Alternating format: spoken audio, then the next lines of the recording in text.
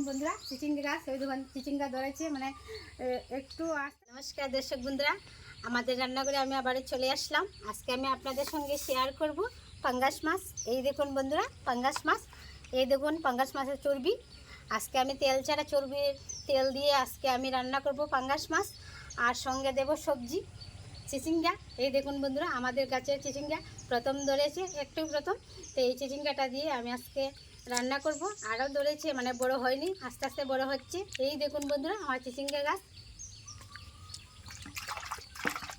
এই দেখুন বন্ধুরা চিচিঙ্গা গাছ, ওই দেখুন চিচিঙ্গা ধরেছে, মানে একটু আস্তে আস্তে বড় হচ্ছে। এই দেখুন চিচিঙ্গা আমার নিজের হাতে লাগানো। আরও অন্যান্য গাছ আছে, আমি অন্য ভিডিওতে আপনাদেরকে দেখাবো। এখন আমি চিচিঙ্গাটাকে কেটে নিচ্ছি, আর আপনারা সঙ্গে থেকে দেখবেন, খুব ভালো লাগবে।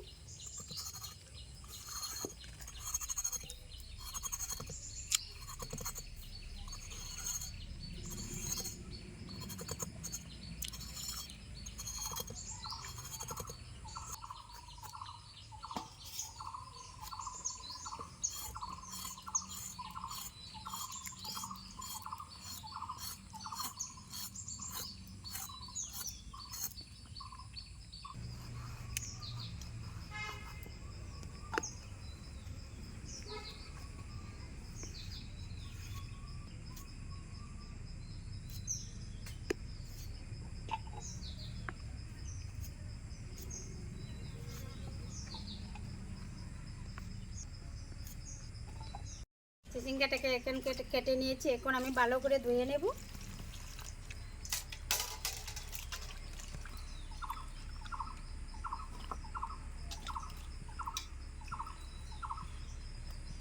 এখন আমি মাছগুলিকে ধুয়ে নেব।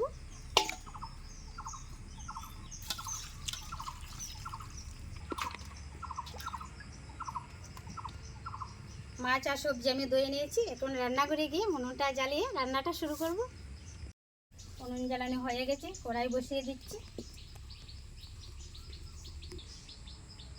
বন্ধুরা কড়াই গরম হয়ে গেছে, এই দেখুন বন্ধুরা শুকনো কড়াই, এই শুকনো কড়াইতে আমি মাছের চর্বিগুলি দিয়ে দেব।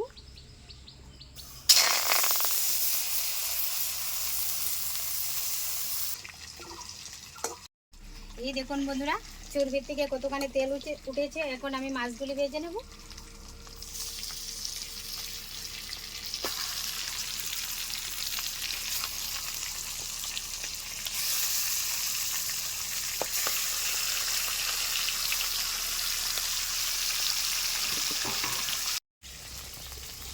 এই দেখুন বন্ধুরা কতখানি তেল উঠেছে মাছ থেকে। মাছগুলি ভাজা হয়ে গেছে, উঠিয়ে নিচ্ছি।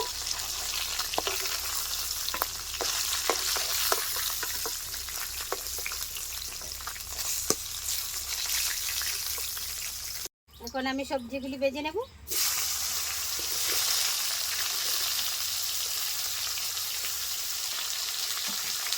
হলুদ গুঁড়ো, একটুখানি লবণ,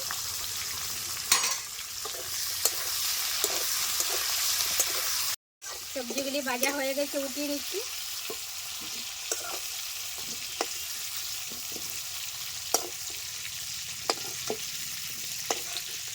দিয়ে দিচ্ছি পেঁয়াজ কুচি, কাঁচা লঙ্কা কুচি,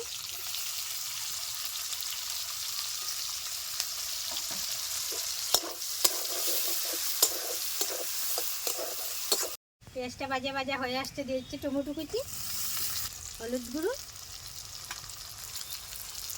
লাল লঙ্কার গুঁড়ো, জিরের গুঁড়ো, গোলমরিচের গুঁড়ো, আর আমি দিয়ে দেবো স্বাদ মতো লবণ।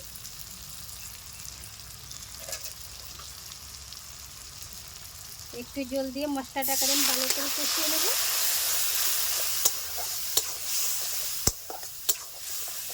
মশলাগুলি আমি ভালো করে কষিয়ে নিয়েছি, এবার আমি দিয়ে দেবো ভেজে রাখা সবজি।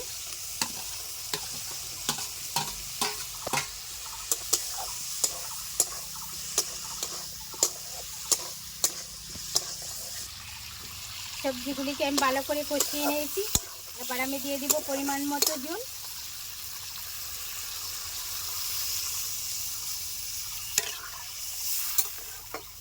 সবজিগুলি সিদ্ধ হয়ে গেছে, এবার আমি দিয়ে দিব ভেজে রাখা মাছগুলি।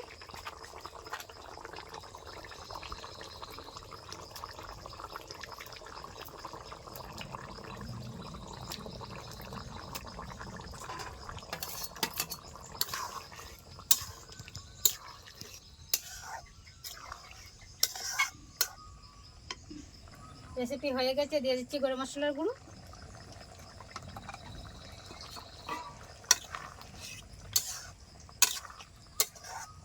নামিয়ে নিচ্ছি।